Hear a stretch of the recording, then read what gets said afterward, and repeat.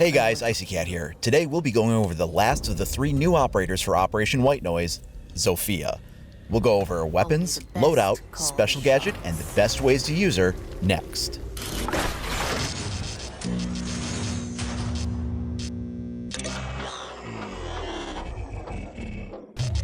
Zofia is the second operator in the Polish Grom CTU, joining her sister Ella, who was released last season.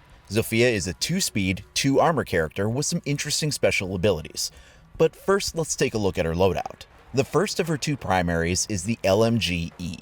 It has very manageable recoil for an LMG, but its real strength comes from a 150-round belt-fed magazine that allows for true suppression fire. It does 32 damage and has a not too fast 720 rate of fire. Though you can put an ACOG on here, I recommend a non-magnified sight so the recoil feels a little less jittery when zoomed in and bouncing all over the place under heavy fire. Round it out with a foregrip and recoil compensator and you've got a very easy to handle LMG. Next up is the M762 assault rifle, a sort of customized tactical AK variant. The 7.62mm rifle hits hard at 45 damage. It actually has a slightly faster rate of fire at 730 and uses a standard 30-round magazine. You can run this however you want, but I tend to like it to be my ACOG option, paired with a foregrip and flash hider to get that muzzle flash out of the way of the zoomed-in optic. It's pretty accurate and does decent damage. Her pistol option is the same as Ella, with the RG-15, and uses the same red dot reflex sight. Solid damage clocks in at 38 with a 15-round magazine. This gun gets a unique green laser sight if you put one on. For barrel attachments, you can take out cameras quietly while suppressed or go for maximum recoil control with the muzzle brake. For secondary gadgets, she can choose between breaching charges or a claymore. While claymores will be the right choice on some maps to cut off rotation routes, breaching charges open up an interesting gameplay technique for her that we'll get into in a bit. Zofia's unique gadget isn't actually all that unique. It's a combination of Ash and Ella. She uses a type of grenade launcher that switches between essentially impact grenades that launch like Ash, or concussion grenades, fired the same way, that have an effect very similar to Ella's mines when they detonate. They use an electronic firing system, so the rounds are literally stacked on top of each other in the firing tube, so you can shoot them as fast as you can pull the trigger. She gets 2 of the breaching rounds and 4 of the concussion rounds with a toggle to switch between modes as needed. The red light means you're in breaching mode and the yellow light lets you know you've got the concussion round selected. The breaching rounds really are just like impact grenades. They make the same size hole in a wall and function the exact same way on detonation. They'll blow open breakable walls, wooden barricades, trapdoors, even castle barricades in a single shot. The only difference from the Defender impact grenades is that rather than being thrown, they're launched so they have more of a ballistic trajectory rather than a thrown arc. They will lob at the tail end of very long shots, so be aware of that, but at most small to medium engagements that won't be a factor.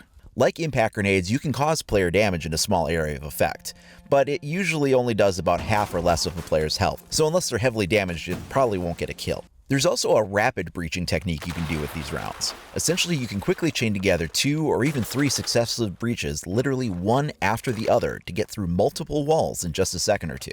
If you start with a standard breaching charge and then follow it up with an impact round, you can breach multiple spaces faster than the enemy may be able to react to. If you have enough time, try to use a breaching charge as the first trigger in the chain though, as you'll still leave yourself 1 extra impact round to work with if you do.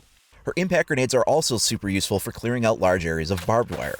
As a bonus, it will make absolutely no difference even if the wire is electrified by bandit batteries. Shock wire won't destroy the impact round before it goes off and clears the area.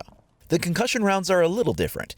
These actually bounce off of surfaces rather than detonate on impact, so you can fire them around corners or use safer angles without exposing yourself to do it. They detonate one of 2 ways, either on a short few second timer, or if a defender is close by, then a proximity detonation will happen instead. You can actually use this to your advantage to tell if an area is clear or not. Firing it into a small to medium-sized room will let you know that there's probably not anyone in there if it doesn't go off right away. On the other hand, if you think an enemy might be in a room, but you're not sure and don't have time to drone it out, firing off a quick concussion round will let you know if it goes off right away that someone is in there. Going in quick might allow you to get that kill you might have otherwise been killed by if you didn't know they were there.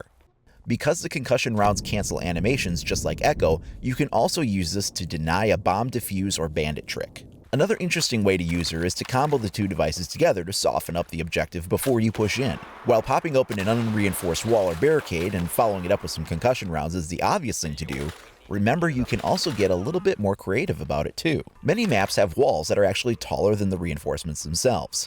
This means you can use her impact rounds to blow the top off even if that wall section has been reinforced, and then use that as an entry point for dumping a few concussion rounds in to prep the room for entry.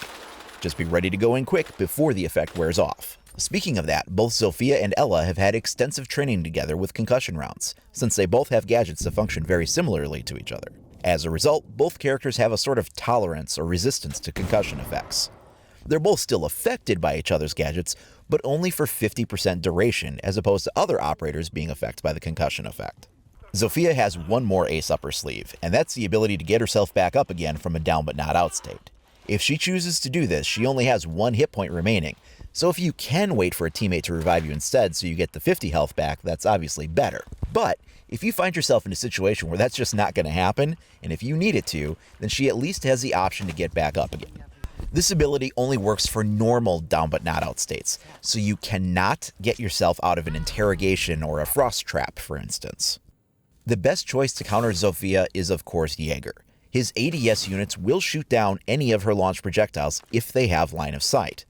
Typically, that's going to protect you more from the concussion rounds, as those will be fired into a room, whereas the breaching rounds are typically fired at the outside walls of the room. Some people will say she's a better Ashe, but I think that comes down to how she's played. She's certainly a more versatile version of Ashe.